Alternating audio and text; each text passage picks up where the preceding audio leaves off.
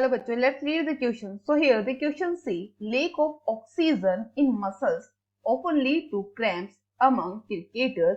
This result to अब उसने क्या कहा कि ऑक्सीजन की एब्सेंस के रीजन से क्या आते हैं, क्रैम्प आते हैं। तो ऑक्सीजन की एब्सेंस से आ रहे हैं, क्या आ रहे हैं, क्रैम्प आ रहे हैं। तो क्रैम्प किसके अंदर आ रहे हैं, क्रिकेटर्स में आ रहे हैं, क्योंकि मसल्स में क्या ऑक्सीजन एब्सेंस हो चुकी है। तो इसी बेस पर हम बात करते हैं हमारे की कंसेप्ट को लेकर। तो हमारा की कंसेप्ट क्या है, की कंसेप्ट हमारा ऑक्सीजन एब्सेंस इन मसल्स। तो अगर ऑक्सीजन क्या होगी, मसल्स में एब्सेंस होंगी, तो हम क्या देखेंगे, हम देखेंगे जो पहले फूड होता है उसका ब्रेकडाउन किस में होता है, पायरुवेट में होता है। फिर ये पायरुवेट से फूड किस में ब्रेकडाउन हो जाता है, लैक्टिक एसिड में हो जाता है।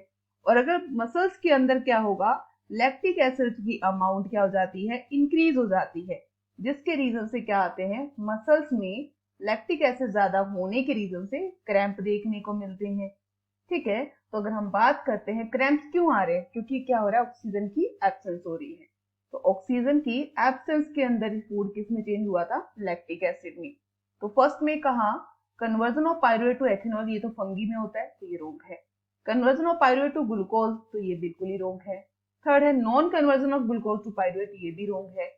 तो जो राइट आंसर है वो क्या है, फोर्थ है। जहां पे क्या कहा है उसने, जहां उसने कहा है कि जो पायरुवेट है वो चेंज हो जाता है, और यही जो पायरुवेट है वो चेंज किस में होता है, तो ये जो पायरुवेट है वो चेंज हो जाता है लैक्टिक एसिड में।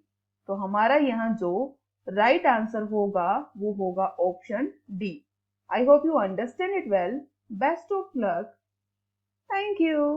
तो राइट आंसर है ऑप्शन डी। Thank you.